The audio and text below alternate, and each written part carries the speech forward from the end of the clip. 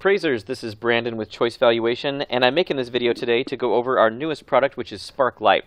Now, Spark Lite is a data importing tool, and it's very similar to Spark with two primary exceptions. The first being that it works virtually everywhere in the country, with the exception of just a few counties, and the other difference being that it works with public records, but not with MLS.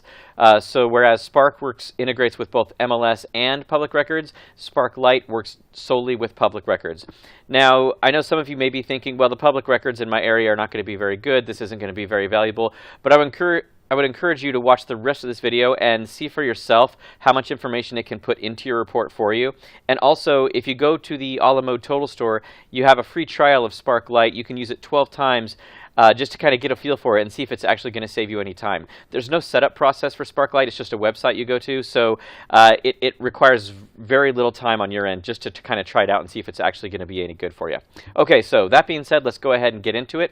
When you load up the Spark Lite website, this is what you'll see. You just choose a few basic things, whether it's UAD or non-UAD, what form you want to go into, and your effective date. And then here's the part where you actually get to load in your subject property and your comps.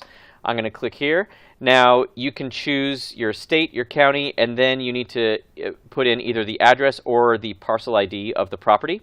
There are options for this, so if you have a long list of counties, you can just start typing and choose it. You also have a default setting, so if you work primarily in one county all the time, you can just have that go in as your default all the time.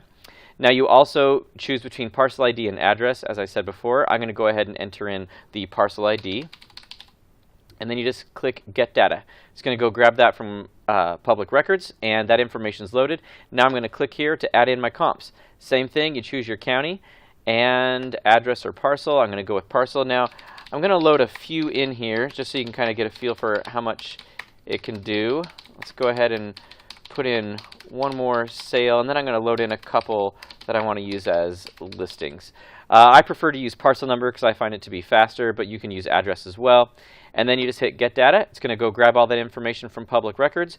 If you want to add more after it does that, you just click this to add more, or you can click Done. You also have the option of loading in these properties as well, but for now I'm just going to click Next. And now I'm into the Spark Lite grid.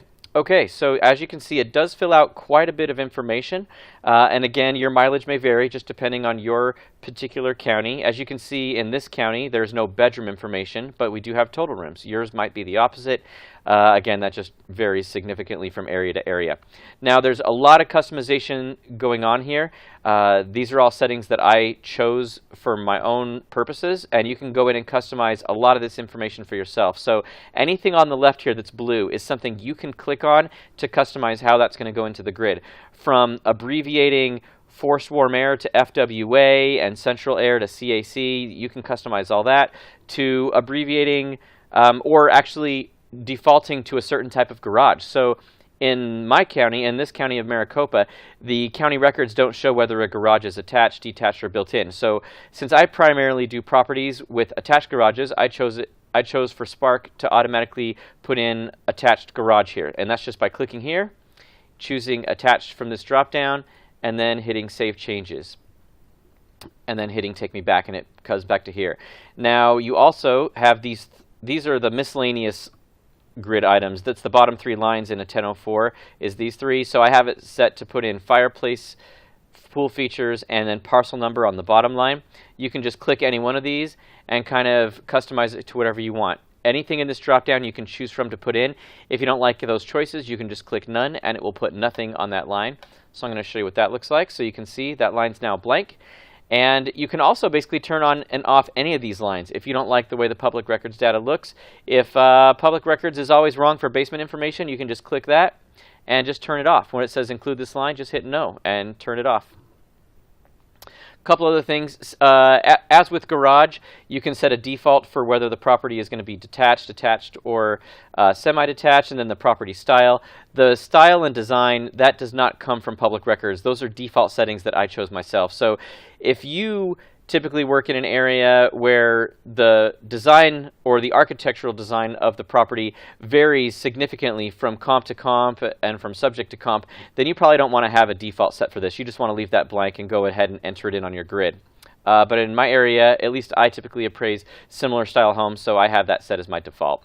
Same thing with verification source. You can go in here, click verification source, significantly customize how this information goes into your report. You can have this include the parcel number instead of the CoreLogic here. You can change CoreLogic to be anything you want, really. You can abbreviate public records and have it do that. And this is a little sample of how it's going to look in your grid. You hit Save Changes and Take Me Back, and you're done. Now there's also further customization options by clicking on this little gear icon and choosing General Settings. So here's where you can customize things from further grid customization to what addenda is going to go into a particular report, to other things like speeding up your workflow by choosing default so you don't have to answer all those questions at the front every time. You wouldn't have to answer whether it's UAD or non. If you just choose UAD as your default, it's going to do that every time you load up Spark next in the future. Okay, so other things I want to show you, you can drag comps around, change their order really easily. You can also just drag these up to the Rentals tab or the Listings tab, and Spark will load those into those particular addenda next when it loads it into your grid in your actual report. Also, Spark, by default, will choose a sale if possible. So you can see that right here it shows a sale from April 2016. It has the document number and the price. For these two, it does not, and I'll show you how it chooses that real quick here. So you just click the blue header at the top, and Spark basically chooses a recent sale. As long as there's a recent sale and there's a price and the buyer and seller are not the same person or entity, then it will assume it's a sale and it will choose it. Now you can, if you don't like what Spark chose, you can just choose any one of these yourself, or choose none of them, and it will leave it empty like it's a listing. And how Spark chooses whether something is a recent listing, whether it's a recent sale, it defines a recent sale as something that happened within 12 months of your effective date, but you can also customize that as well. So you just click on Current Sale, and you can choose that to whatever you want. So if you wanted to define a recent sale as something that only happened in the past 6 months, you just type that in and hit Save Changes and then Take Me Back. And then the last thing I wanted to show you here is the prior transfer history screen. So you can click this, and it will show you the prior transfer history for Comp 1. You can see that there is one transfer that took place within 12 months of that property, so it marked it. You can also just mark any of these yourself. Turn them on and off if you want to, if you don't like how Spark chose it. But by default, it will use 36 months for your subject, which is right here, and 12 months for your comps. And let's look at Comp 4, for example. So Comp 4 has no transfers in the past 12 months, so nothing's marked. But what you can also do is you can click this button and switch over from your standard settings to your alternate. And these are all defined by you. So right now I have my alternate settings at 60 months for the subject and 60 months for the comp, so 5 years for both. So now when I click on, let's say, Comp 4, which showed nothing before, now it does show this one because this is a transfer that took place in the past 5 years. So it marked it, and it did that for all the comps all at once. So now I can, well, actually before we go ahead and load the information into the report, I just want to click on Prior Transfer History and show you that this right here is where you go in and define how many months back it will look for your subject for the standard setting, your comps, and then for the alternate settings as well. And then when you're done, you just click Save Changes and Take Me Back. Now I'm going to go ahead and click Export, and this is going to start the process of loading the information into my actual report. So what it did is it's saving a file. Now, depending on your browser, you might not be prompted with this window. Some browsers are going to automatically save it to your Downloads folder on your computer. So if you don't get this window, that means your browser probably just saved it to your Downloads folder. Just go to your Download folder and open up the file. So I'm going to open up the file now, and it's going to start the process of this is the Alamo Data Wizard. It's starting the process now of loading the information into my actual report. Now I'm going to choose Create New Report and start the process, but you could also choose to merge it into a currently open report, which is I'm sure what most of you will do. But I chose to load it into a new report just so you could see everything that it can put in there. So I'm going to go ahead and click here. So it went ahead, it opened up a brand new fresh report, it's loaded the information in, so I'm going to click on Forms and show you what it did. So right here you can see it loaded in the top of page 1 information. We got the lot size, FEMA map information, you got the improvement information in here. Keep in mind this is all going to vary based on your county, so check that out with the free trial. Here's your grid, of course. You got Comps 1, 2, and 3. The prior transfer history is here. The check boxes are marked. And you'll see that it did not load the transfer history comments into here, because with Spark Lite, you can choose to either load them into this field or have them load into a separate text addenda. And so I chose to have it, and that's also the default setting, is it's going to load it into a separate text addenda, and I'll show that to you here. So here's comps 4, 5, and 6, comps 7 and 8. That's everything it could put in. And then here is that text addenda I talked about. So as you remember, we chose to load in 60 months prior transfer history, and so that's what it did. Here's your subject transfer history for the past 60 months and all your comps for the past 60 months. Now, you'll see that it loads in the date, the price, the buyer and seller, what type of deed it was, and the document number.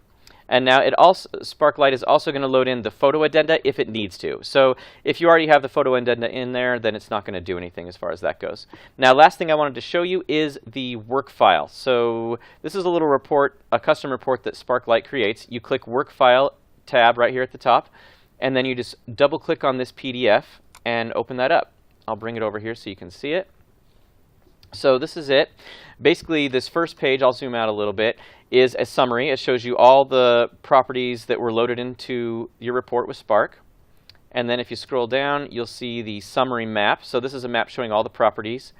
And then the third page is going to be the first page showing the actual property information. So right here is your subject property. Everything that Spark could get from public records is on this page. So all the property characteristics, the location information, subdivision, the prior transfer history, everything that Spark Lite could get, and then the mortgage finance history. And if you scroll down, you're also going to see that we have two maps for each property. The first is zoomed in, showing the parcel boundaries and the building footprint, assuming that was available through Google. And then the second is a zoomed out map, slightly more zoomed out, showing you more of the surrounding area and also with the satellite imagery loaded on top. And then the next page is going to be the next property. So this is the first comp that you loaded in, all the information on that, and then as the map for that as well, and then so on throughout. And then I also want to show you one thing. You'll see a yellow highlighted street here. There we go. So what we did is we had Google highlight all the primary traffic arteries in bright yellow. So you can quickly scroll through this and see which properties are proximate to a primary traffic artery. Okay, so that's pretty much it. Thanks everybody for watching. I know the video got a little bit long, but I appreciate you taking the time to check it out. And I think that if you actually go in and use the free trial, it'll take you less time than this video to actually go in and try it out for yourself and see how well it's going to work in your area. Thanks everybody for watching. And also feel free to contact us. Our contact information is going to be below in the video. Give us a call, shoot us an email, whichever you prefer. Thanks a lot.